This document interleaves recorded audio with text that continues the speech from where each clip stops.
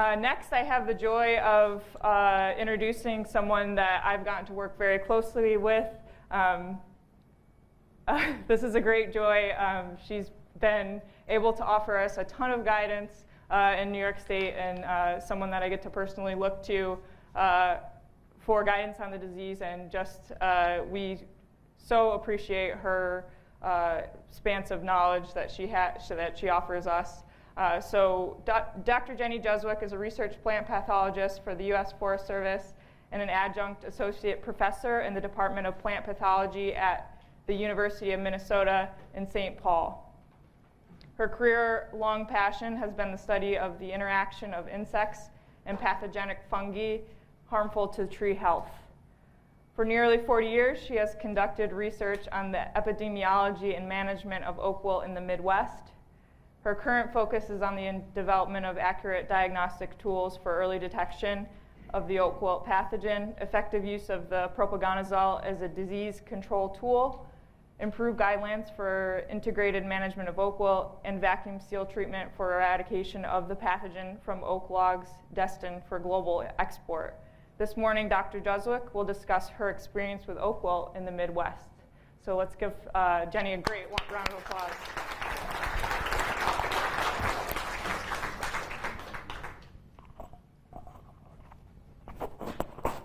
Great. Thank you, Jennifer, for the introduction. It's great to be here. This is my second trip to Long Island, New York, and I'm glad I came the end of August because I got to see what you're faced with, and it's not easy. This is a great meeting because you've got people in there, a lot of arborists in the room, and you do have a very complex situation with gypsy moth, drought, and two-line chestnut borer, and it's very, very difficult to sort out oak wilt with those other problems going on. So it's been a pleasure actually to come at the end of August because it better prepared me for today. But I was specifically asked to talk about observations and research that I've done in the Midwest. So there'll be a few graphs, and some scientific data, so I hope I don't overwhelm you, but it'll show you there's a lot of science behind the management recommendations that we give and that you're considering here in New York or you've already done. So just keep that in mind. This will perhaps be a little more basic science thrown in. My opening slide here, though, on the left you'll see a northern pin oak, and on the right is a symptomatic bur oak. Just to show you the difference in symptoms, we have a bur oak is common in the Midwest. It's in the white oak group. Very different symptoms versus a northern pin oak. So, and even among the red oaks, you'll find differences, as Bill McDonald indicated. All right, so this is a pathway that I want to take this morning and hopefully keep it within 45 minutes. I can't talk about everything, it would take me all day, all my experiences with oak wilt, but I've chosen these topics. So I want to talk briefly about where we find oak wilt, some of the key characteristics of sites where we have severe oak wilt. Go into a lot of, present some of the data behind what we know about insect vector transmission, talk about root graft transmission, and some of the questions that came up will probably be answered there. And then I'll talk about what's done for management of oak wilt in the Midwest. All right, so we can have severe oak wilt in the Midwest. I consider that we still have epidemics going in some sub-regional areas. It is important, but I think it's important to put this whole thing in the context of the oak resource, in this case in the Midwest.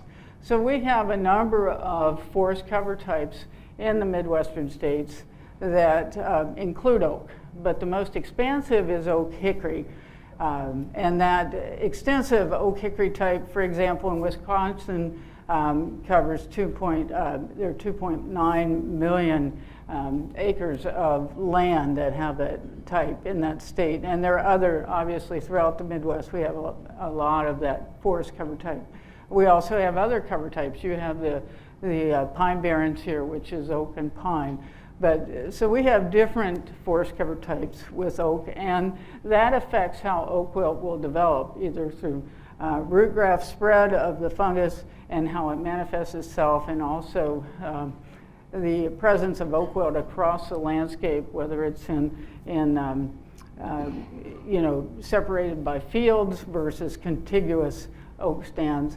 The relative volume of red oak to white oak species too, I think, is another thing to keep in mind.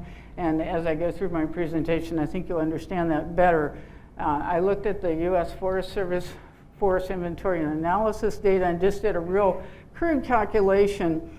But I looked at the ratio in terms of volume, tree volume, of red oak species to white oak species for Michigan, Minnesota, and Wisconsin, and that ratio of red oaks to white oaks is from 1.3 to 2.6 times as many red oaks present as white oaks. And I think, I'll be saying this several times, I believe the red oak species with the oak wilt situation drives epidemics. So the more red oaks you have, the greater the likelihood of having a major problem.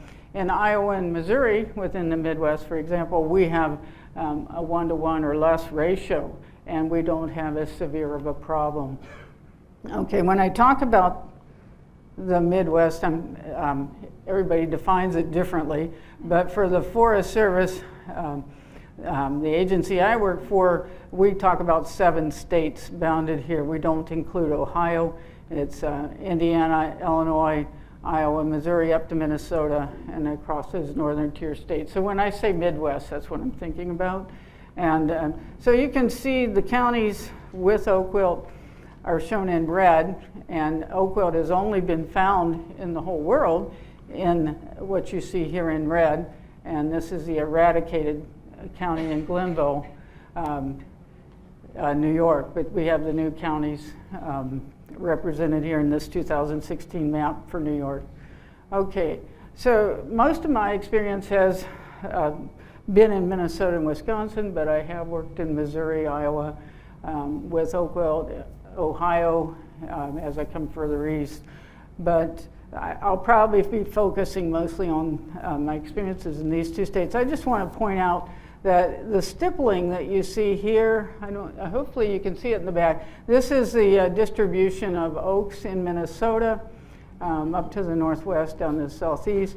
And then these colors represent where oak wilt is found. And my point really is to say the oak distribution in Minnesota is a lot greater than where we have oak wilt, which is good news, I guess.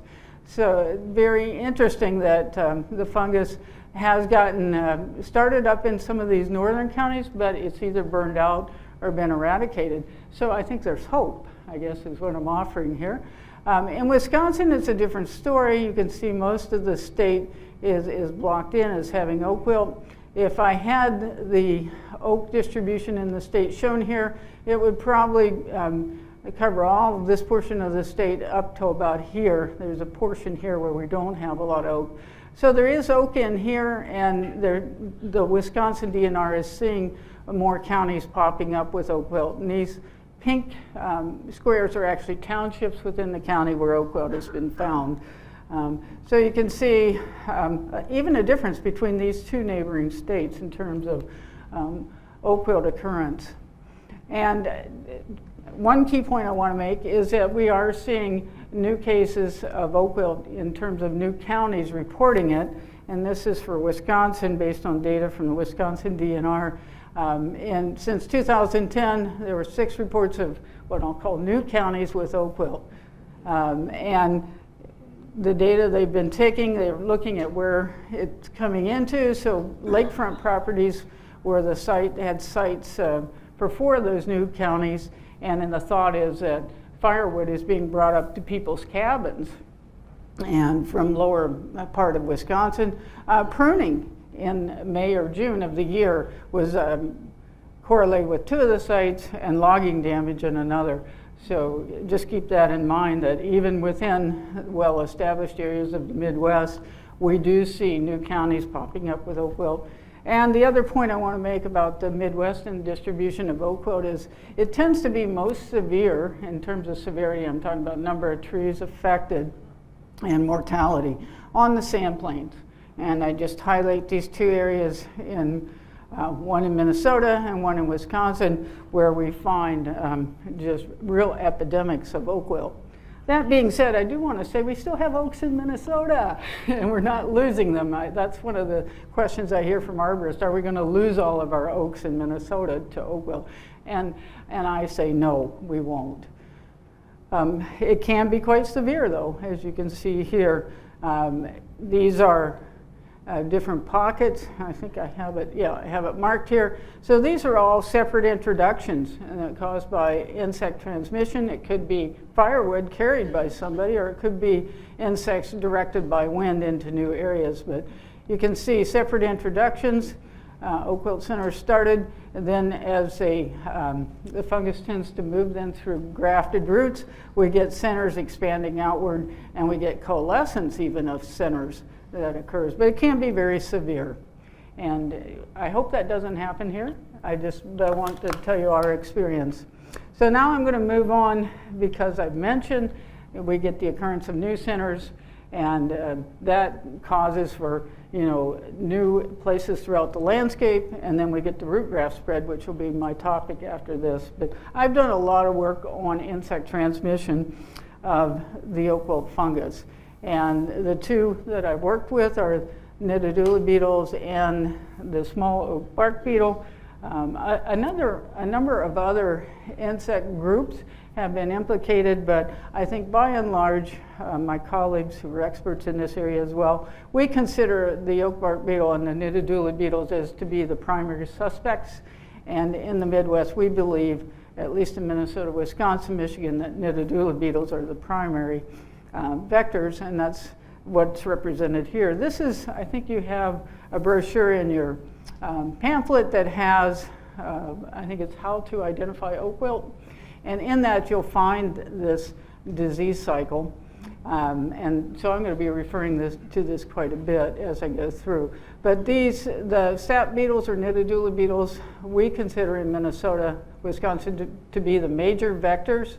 And we consider oak bark beetles to be the minor vectors. And I'll show you the data that I have that supports that statement.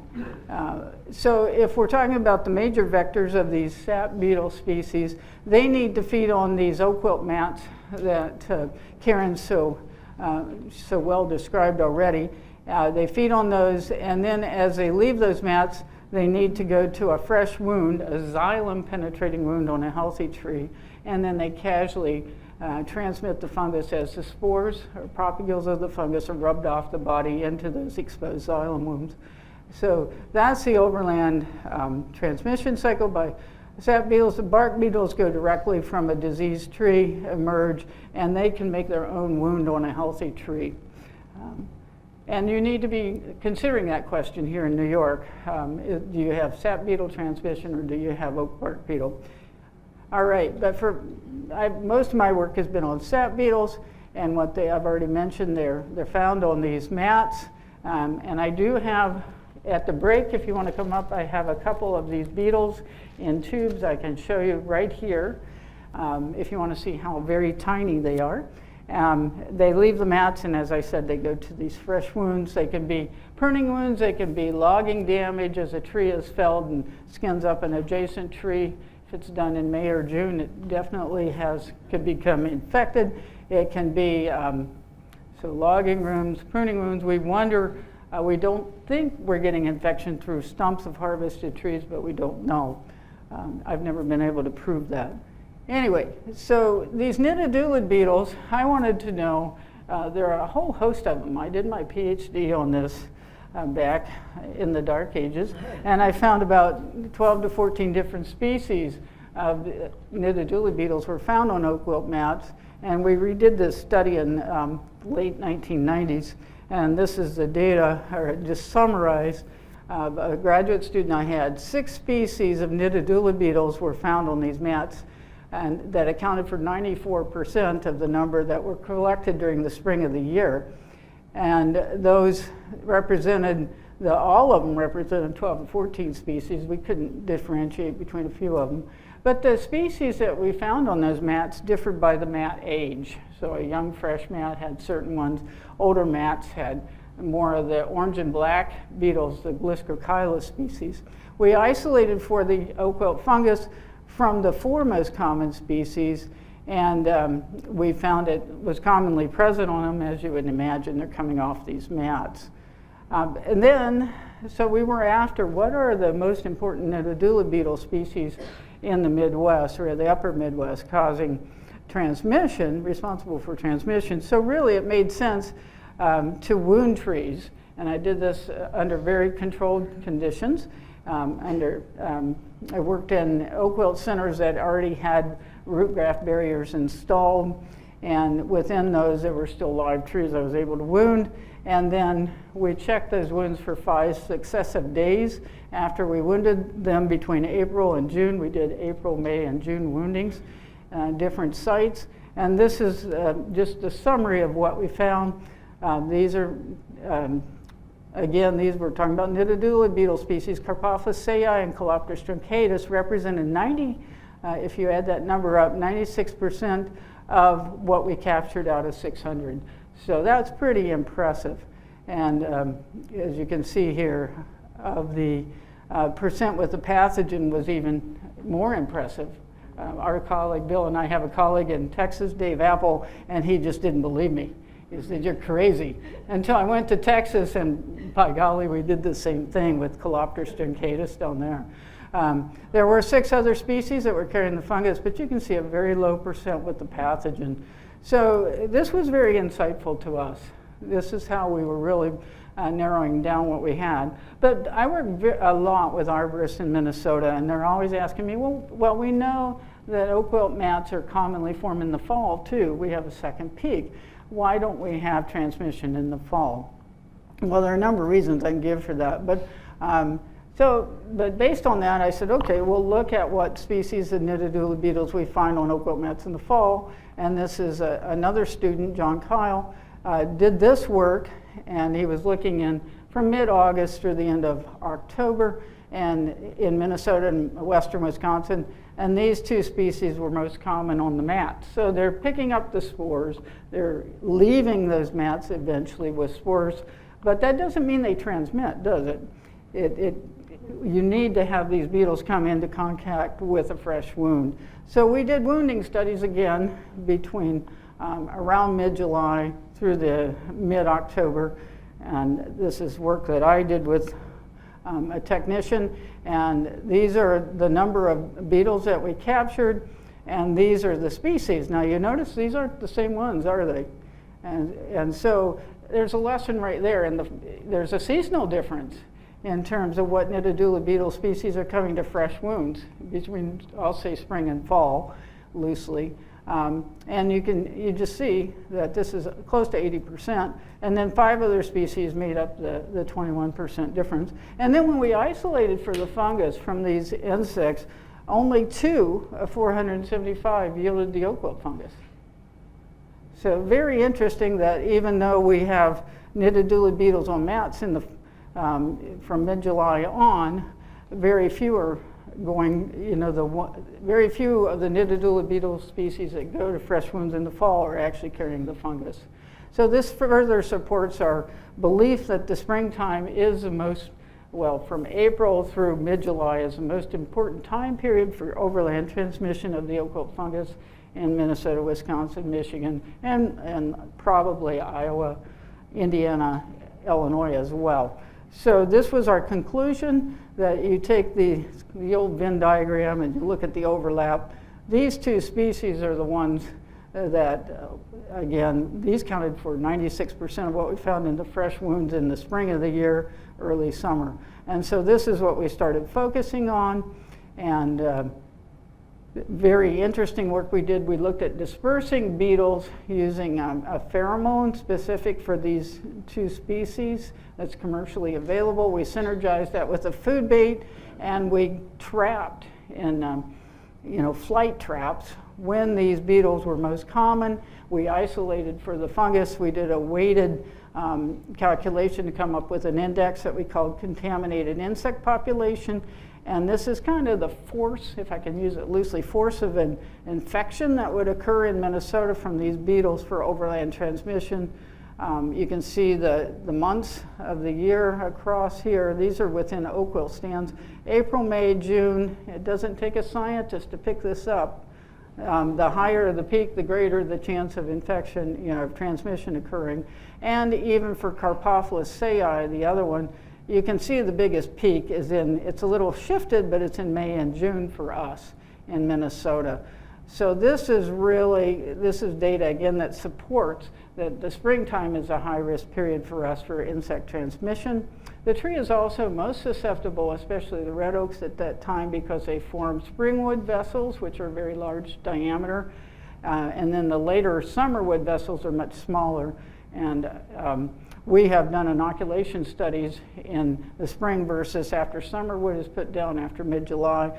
Big difference in whether we get infection or not. Very, very little infection when we inoculate after mid-July, but in the spring we get rapid tree death following inoculation. Okay, the other thing I want to mention, because I'm sure Bill McDonald might mention the oak bark beetle. We don't consider it to be a major vector, at least in the upper tier of the Midwest, and that's because we've done work on it. This just shows you how the small oak bark beetle, the galleries, and it's thought that this beetle species picks up the fungus on its body in the galleries. It emerges and then it flies to healthy trees and it conducts its maturation feeding in the crown. And I've seen that in Minnesota. It's mid to late May, and that's when we're assuming infection resulting from this beetle transmitting occurs. But we had some questions: how important is it? And we did a dispersal trap study where we captured these dispersing beetles in window flight traps. We isolated for the fungus, and we got a rate of isolation of the fungus from those beetles. And this, again, very quick summary: the number of positive oak bark beetles per 1,000 that we captured and assayed, 4 out of 1,000, 13 out of 1,000 in June, and none in July. And we compared that to what we found for our Nidadula beetle, sap beetles, for these Cooperative truncatus and Carpophilus sayi. Again, it doesn't take a scientist to realize there's a huge difference, the power of 10 difference, in what is dispersing with the oak wilt fungus. And that's not even addressing then what's in the right situation to transmit the fungus. So that's a reason we consider oak bark beetles to be minor in importance. I do want to caution you, though, that insect transmission in other states can be very different, so it needs to be looked at here, and especially in Long Island. You may have different Nidadula beetles involved. Oak bark beetle could be important. Who know? I don't know. You need to be looking at that. Your scientist, I should say, should look at it. I don't expect arborists to. But this is just an example from Missouri. We did a wounding study down there with the Missouri Department of Conservation. And we did it in April, May, and June, and we just found Cooperative species were important. The truncatus we had found, but there were 2 other species that were coming in. Carpophilus sayi was not that important, and the oak bark beetle we did as well, and it was not important. So it needs to be worked out for New York. All right, let's move on then to the root graft transmission. And this is what we're interested in, is when this grafting between a healthy tree and an adjacent infected tree occurs. And again, this just summarizes what Karen's already introduced, where the fungal spores come from a wilted tree, regardless of whether it was root graft spread into that tree or beetle transmitted. And once it's wilted, the spores can move through connected roots, a root graft, and the adjacent tree can, if it's close enough and grafted, can become infected. This is just a real life situation that arborists in the room can appreciate. You get into a nice residential setting like this with oaks in a clump and well within root grafting distance, and the disease just continually takes out those trees, because in this case they're so close together, they're probably all grafted. But there's some things you need to know about root grafts. First, we've actually used an air spade, and we've exposed these areas and looked at grafts. Sometimes you get 2 roots that look like they're grafted, and you can just lift them and they pull apart. So they have to actually be a functional graft union, where you get sharing of you actually get movement of sap through that functional union, And grafts occur, you see biological processes of one tree that's grafted to the other being strongly influenced, and in our case that's that the oak wilt fungus can move through that functional union. And there are different types of grafts. There's self-grafts, there are inter-tree grafts that are between members of the same species, members of the different species of the red oak group, and then also species in the red oak versus the white oak group. So it gets really complicated really fast. But I'm just going to show you a brief summary of what's in some of the key things in the literature about the types of grafts that occur. So we looked at, in northern pin oak on sandy soils, flat terrain, the Quercus ellipsoidalis northern pin oak, and we found self-grafting was very common. That's published in our Arboriculture and Urban Forestry article. We looked at also the ellipsoidalis between healthy and adjacent disease trees, and we found a lower incidence. It wasn't common. It was maybe 3 out of 65. So very interesting find for us. But in the literature, you'll find a much higher rate for northern pin in central Wisconsin and their central sands based on an old publication. And the bur oak, interesting, between bur oaks, it was only 6% based on that same study. Root grafting between species, and in this case a black oak, which is in the red oak group, and a white oak, Quercus alba, very high. Boyce found this long ago, 43%. So grafting between a red oak and a white oak species can occur. In Minnesota, we find between northern pin oak and bur oak, it's fairly low. So maybe it's high here, I don't know. Again, it's going to vary region to region within the eastern US. There are, in the Midwest, site factors that we believe are very much related to, first, the probability of root grafting occurring, and then secondly, of course, the spread of the oak wilt fungus, designated as CF here, through that graft. And these are the factors that we've noticed that influence this. These are a number of people worked on this, not just me.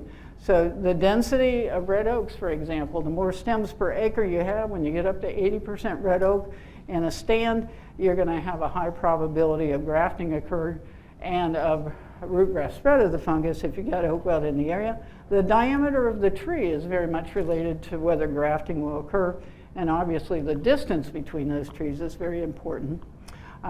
Soil depth. If you have deep sand soils, we found that grafting is more common, and spread of the fungus through those grafts is very common versus a loamy soil or a rocky soil in our area. And that gets into the soil texture and all these borne out by other studies. And then, of course, when you have a change to a non-oak species in a stand, that will obviously affect.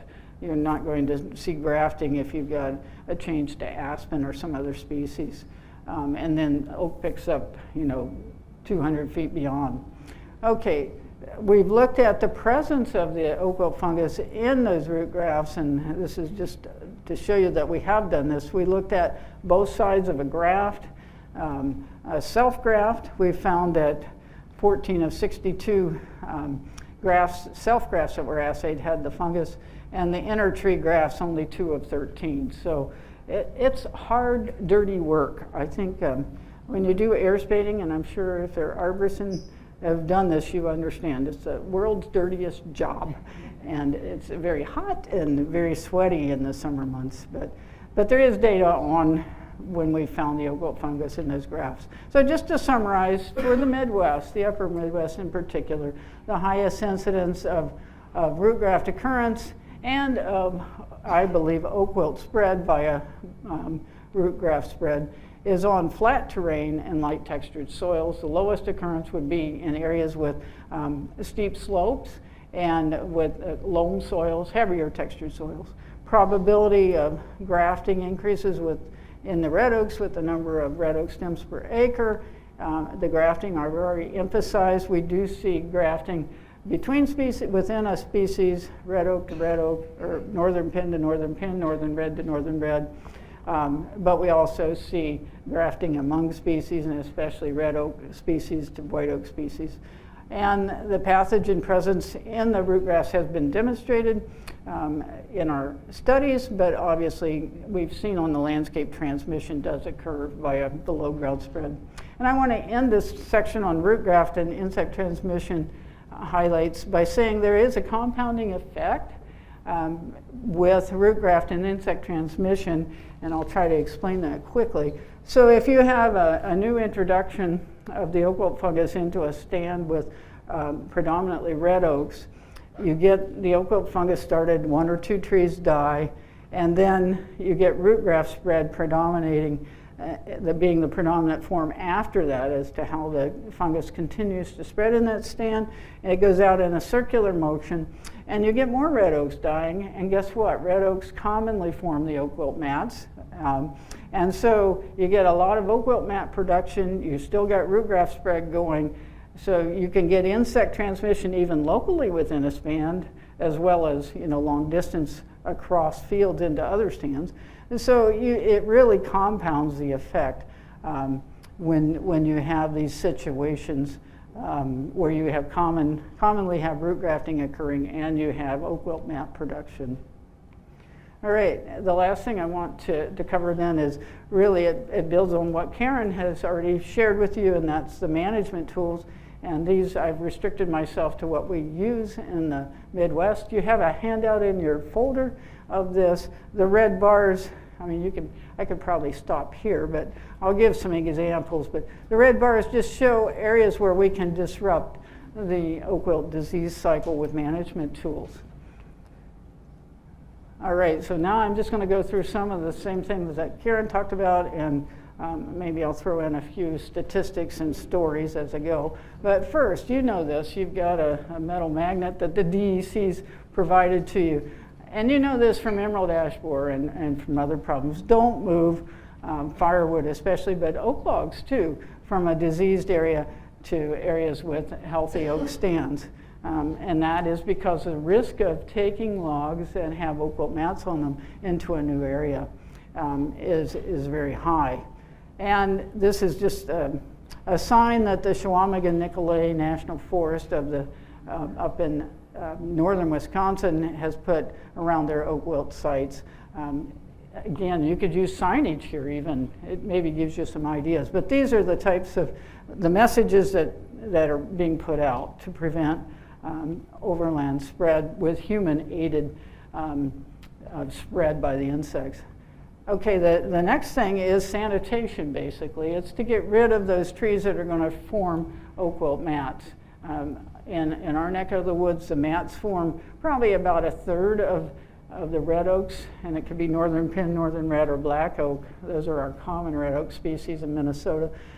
Those trees that die from oak wilt, about 1/3 of them will form mats in my years of experience. And so we call those, if a red oak dies, we call that a potential spore-producing tree because it could produce those oak wilt mats with the pads.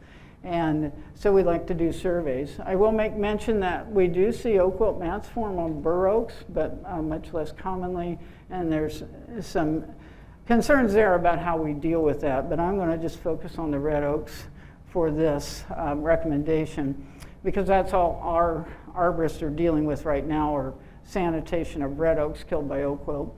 So they want those trees down before the next spring, and we use April 1st as our deadline. And not only do they need to be felled, but they need to be cut up, and they need to be placed under plastic. And ideally, that plastic needs to be sealed at the ground line so nidodula beetles can't get in there and visit mats and pick up the spores. And I have to say, these nidodula beetles are amazing. Their olfactory sense is just amazing. I've seen them in the woods in the spring actually just zone in. They'll come into they'll be flying through a stand and they'll pick out those mats just really quickly. And then on the other end, when I've wounded trees and say May, I'll wound a tree, and within 10 minutes I'll come back to that wound and there'll be nidodula beetles there. They have a keen olfactory sense there. And I seem to have developed a nose for it too. I can walk through an oak wilt stand in the spring and I can actually go to a tree with a mat. You just develop a sense for the smell. And if you want to come up at the break, I I do have some specimens you might want to smell and look at a mat example. So that'll be here. All right, so those, again, we have a special outline treatment for how that wood needs to be dealt with. Another way to prevent the overland spread, it was mentioned by Karen, but these are the written guidelines we have for Minnesota. When the time of year and the risk of the spread, and this is for arborists as well as people harvesting in oak stands to look at. April through mid-July is what we call our high risk period, and that's our advisory. Mid-July through late October is exactly what Karen said. We consider it a low risk, and you know, it just depends on your risk tolerance. If you'd rather not put if you're working for a homeowner as an arborist, you don't want to put the homeowner at risk because they're very risk averse, then wait till the winter to do your pruning. We consider November through March the safe period for us based on what we've learned about insect activity. Okay, moving into stopping root graft transmission, we're just looking for ways to disrupt common root systems. And these are just some ways that have been used in the Midwest in terms of mechanical disruption. The vibratory plow is used very commonly in Minnesota. It was actually developed by my major professor for my PhD, Dave French. It's a 60-inch long blade that's inserted, and there's a vibrating unit. So wear your hard hat.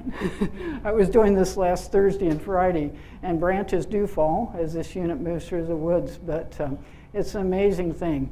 But chain trenchers have been used, but usually they only go to about 4 feet. We recommended going as deep as you can. And with the blade for the plow, it's 5 feet. Root rupture, people have tried different methods there. I won't go into the details, but there are ways of actually then pulling the stump. Many excavators have been used, backhoes have been used. So there are different ways that in the Midwest people have put in these trenches, but the plow line is really not a trench because it leaves minimal damage. So that's a preferred method in Minnesota. There are methods to create dead zones, and that work was done in the 50s in West Virginia and Pennsylvania, I believe, where either frill girdling and applying herbicide or felling a tree and applying herbicide to the stump. It's not as effective as these cutting methods, but you know, it may be 60–70% of the oak wilt centers may be stopped by doing that, so there is some value in it.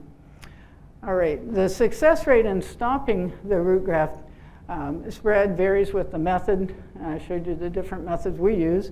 The method selected, and this question came up, I figured someone over in this part of the room, where are those lines placed? So in the Midwest, we have 2 different schools of thought and different approaches taken. This is a method that Dave French developed in the late 70s, and it's just a conceptual model. The idea is your primary line of defense is going to be out here, and it's going to be at least 1 tier of healthy appearing trees out, and sometimes people put in a secondary line. This is just, again, a conceptual model, rule of thumb model. People who have worked with oak wood a lot especially in Minnesota, they modify this a bit depending on diameters of trees and just personal experience on the soil type they're working on. And so this model is used very commonly in Minnesota. But in Wisconsin and Michigan, they use this model. So this is based on a statistical model that my colleague Johan Bruin developed working in the Upper Peninsula of Michigan, and he actually used a dye to trace whether different trees were